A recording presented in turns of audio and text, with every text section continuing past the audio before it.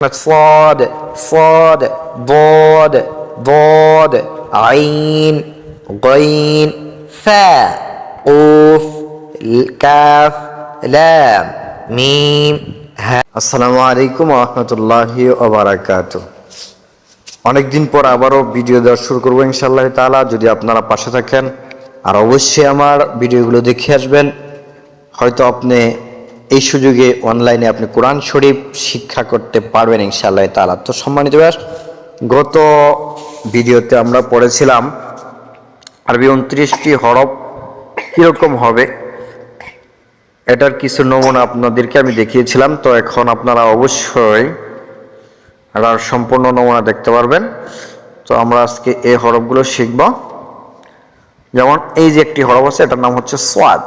এটার নাম হচ্ছে কি ভাই? সোয়াদ।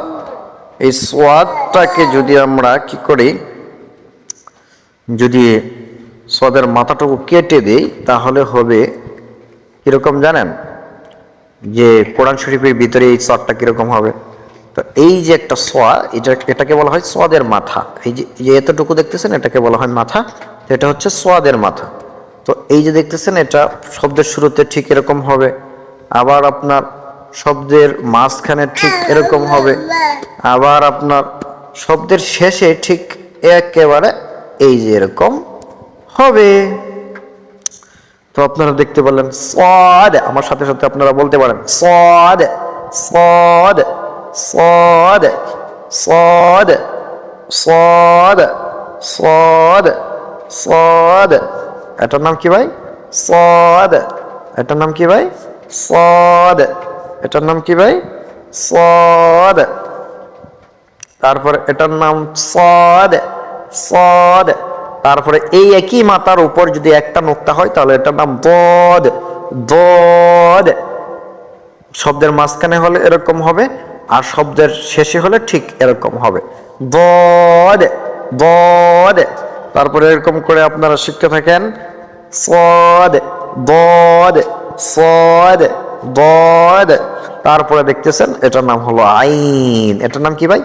আইন। এটার নাম কি ভাই? আইন। এটার নাম কি ভাই? আইন আইন। এই আইনের মাথা দিয়েও দুটি হরফ হয়, যেরকম এই যে আপনারা দেখতে পাচ্ছেন, আপনাদেরকে আমি দেখাচ্ছি। এই যে এরকম, এটার নাম হলো আইন, এটার নাম হলো আইন। তবে আরেকটা কথা আপনাদেরকে জানিয়ে রাখি, সেটা হচ্ছে এরকম এরকম যদি হয় তবে এটার নাম তো আইন আমরা জানলাম, কিন্তু এটা ছোট্ট করে কোন অনেক জায়গার মধ্যে এরকম একেবারে ছোট করে থাকবে, তবে সেটার নাম কিন্তু হামজা। চিকন আকার একবারে ছোট থাকবে, সেটার নাম হামজা। হ্যাঁ, সেটার নাম কি ভাই? হামজা। সেটার নাম কি? হামজা। সেটার নাম হচ্ছে হামজা। তবে এখানে আমরা এটার নাম শিখতেছি কি? আইন আইন। শব্দের মাঝখানে হলে ঠিক এরকম হবে, শব্দের শেষে হলে ঠিক কিরকম হবে? শব্দের শেষে হলে ঠিক এইরকম হবে, আর শব্দের মাঝখানে হলে ঠিক এরকম হবে, আর শব্দের শুরুতে হলে ঠিক এরকম হবে। আচ্ছা, আমরা শিখলাম। এবার আমরা শিখবো কি ভাই? এবার আমরা শিখবো আইনের উপরে, ঠিক আইনের উপরে যদি এক নোক্তা দেওয়া হয়, যে এই মাথাটার উপরে যদি একটা নোক্তা দেওয়া হয় তাহলে এটার নাম গইন। এটার নাম কি ভাই? গইন। যেরকম আমরা এখন আমরা স্ক্রিনে দেখতে পাচ্ছি, এই যে আইনের উপরে এক নোক্তা দিলে এটার নাম হয়ে যাবে কি? গইন। এটার নাম কি? গইন। এই গইনটা শব্দের মাঝখানে হলে ঠিক এরকম হবে, আবার শব্দের শেষে হলে ঠিক এরকম হবে। তবে এই যে আপনারা আবার বলবেন যে গুল কেন হলো, এই যে এটা গুল কেন হলো, এটা তো ভাই আমি কিছু বুঝতেছি না, তো গুল হওয়ার কথা না, এটা গুল হলো কেন? তবে এই যে দেখতেছেন ভাই, এই যে মাথাটা, এই মাথাটাকে যদি আমরা মানে শব্দের মাঝখানে নেই তাহলে এটা কিন্তু একসাথে এই যে আইনটাকে যদি আপনি এভাবে লেখা যাবে না, শব্দের মাঝখানে কখনোই এভাবে লেখা যাবে না। এই জন্য আরবি বিশেষজ্ঞরা কি করেছেন, এটাকে লিখেছেন যে এটাকে যদি এইভাবে নেওয়া হয়, একটু বাঁকায় না থাকে, তাহলে এটার নাম আইন, আবার উপরে নোক্তা দিলে এটার নাম গইন। আশা করি বুঝতে পারছেন। তো শব্দের শুরুতে আইনটা কিরকম হবে, আর শব্দের মাঝখানে কিরকম হবে, শব্দের শেষে কিরকম হবে, এটা আপনারা দেখতে পেলেন। এখন কথা হলো, এই যে একটা জিনিস দেখতেছেন, এটার নাম হচ্ছে ফা। এটার নাম কি ভাই? ফা। আবার শব্দের মাঝখানে ফাটা এরকম হবে, শব্দের শেষে হলে ফাটা এরকম হবে। আবার এই ফার মাথা দিয়ে কিন্তু দুইটা হরফ হয়, এই ফার মাথা দিয়ে কয়টা হরফ হয়? দুইটা হরফ হয়।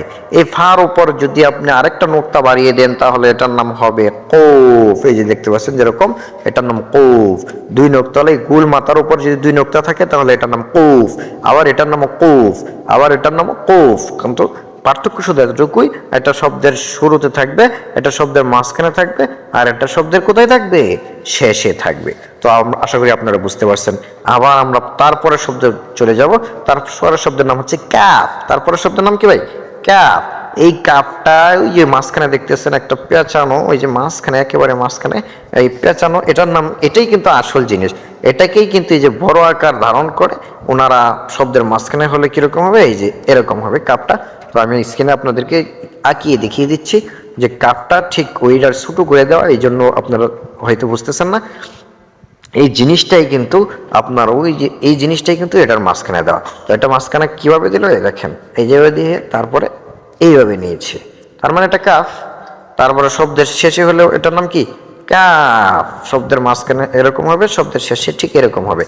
তো এখানে আরেকটা জিনিস হচ্ছে, সেটা হলো যে কাফটা আপনার, এটার নাম হচ্ছে কৌফ, আর এটার নামও কৌফ, কিন্তু এটার নাম হচ্ছে কাফ। এটার নাম কি ভাই? কাফ।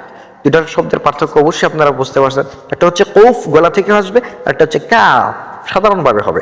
তারপরে যে আমরা শব্দটা পড়বো সেটার নাম হচ্ছে লাম। সেটার নাম কি ভাই? লাম। শব্দের মাঝখানে এরকম হবে, শব্দের শেষে এরকম হবে। তো আপনারা বুঝতে পারছেন। তারপরে শব্দটা হচ্ছে মিম। এটা শব্দের নাম কি ভাই? মিম। তার এটার নাম কি? মিম। শব্দের মাঝখানে এরকম হবে, শব্দের শেষে এরকম হবে, আর মাঝখানে এরকম হতে পারে, কোনো সমস্যা নেই। তারপরে শব্দটা আমরা যেটা পড়ছি সেটার নাম হচ্ছে হা। সেটার নাম কি ভাই? হা। কোনটা হা? এই যেটার নাম হচ্ছে হা, এটার নাম হা। গুলহা। এটাকে কি বলা হয়? গুলহা। গুলহা। সাধারণভাবে হ্যাঁ হ্যাঁ, কয়েকবার চেষ্টা করি আমরা, তাহলেই পারবো ইনশাল্লাহ। হ্যাঁ হ্যাঁ হ্যাঁ হ্যাঁ হ্যাঁ।